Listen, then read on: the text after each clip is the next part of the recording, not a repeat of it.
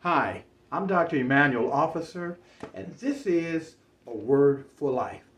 Today's message is, when your trial comes, will you pass the test?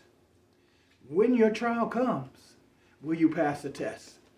Today we're reading out of the 15th chapter of 1 Kings. God has given Samuel a word to give to Saul to go and kill all the Amalekites. He said, kill everything. Women, men, children, animals, pigs, cows, kill everything, leave nothing living.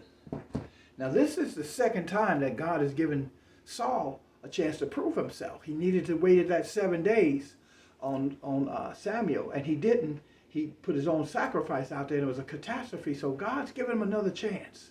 God will always give you another chance to pass the test. And so now he's given this chance, but what does he do? He messes up and he brings King Agag back with him. And he brings some of the stock back with him. Disobedient to everything God said do. And now, when he did that, he ended up causing a problem that still exists today in Israel. Because what he didn't do was obey God. That's why he said obedience is greater than sacrifice. He'd rather not have your sacrifices. He'd rather have our obedience. Now the question is, will you pass the test? When it shows up to you, you've been praying to God, Lord, get me over this man. Get me over this woman.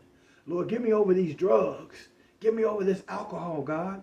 Get me over this feeling of unforgiveness, Lord. Lord, get me out of this gossip, this spirit of gossip. Feet quick to mischief, sowing seeds of discord. Whatever you're struggling with, you're saying, God, get me out of it. And if you don't mean it from the heart, see, out of the abundance of the heart, the mouth will speak.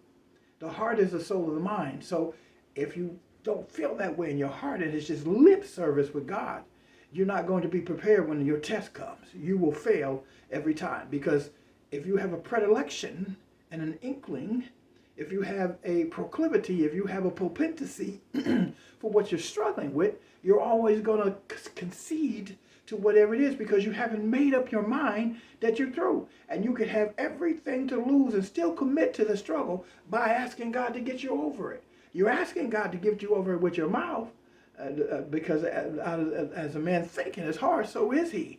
And so if it's not in your heart for true repentance, when the test comes, you're going to give into it. You're going to give into that man. You're going to give into that woman. You're not going to forgive. You're going to take the drugs. You're going to smoke. You're going to drink. You're going to do all the things that you have a proclivity for, a fetish for, because you haven't truly repented and you keep failing the test. You have to have a made-up mind and give God preeminence and through obedience, and then God will cover you and he will hide you and prepare you, and then he will remove the shield. And so you can go out there and now you can pass the test. But if you're not trying to really pass the test and it's just lip service and you haven't geared yourself, you haven't made yourself ready, you'll be just like Samson. You'll keep running down to Gaza chasing the harlots. You'll be just like the children of Israel in the wilderness, wandering over and over again. You'll be just like Saul, who to this day, the problems that they're having over in Hamas is because of what Saul didn't do by taking care of the Amalekites. It made it into King Esther's day, and then it made it past that. So he's still going by.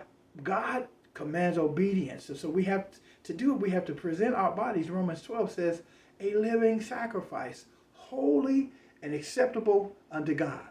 And now, if we do like Peter says, in 2 Peter 2, 1 and 10, he says that if we commit ourselves to God, who we are called by, and we are faithful and true, and we do all those things faithfully, he said, then you will never fall. Matthew 5 says, he that hunger and thirst after righteousness shall be filled. But if your thirst and your hunger is after those things that the lust of the eye, the pride of life, and what you can see, touch, taste, and hope, then you're going to keep failing every time the test comes along. And so you got to put your eyes on the prize, and you got to trust God and believe God, and then God will see you through your test. It's a wonderful feeling when you're triumphant and you get over your test, and it's the next thing. But Satan is not going to stop. When you get over one thing, it's the next. So you got to start somewhere. of letting go and letting God and giving him preeminence, because your obedience is greater, like he told Saul. Then he told Saul, it's greater than your sacrifice. You can do all the lambs and cows, but if you don't do what God said do, you're going to fail every time the test when it shows up. I'm Dr. Emmanuel Officer, and this has been A Word for Life.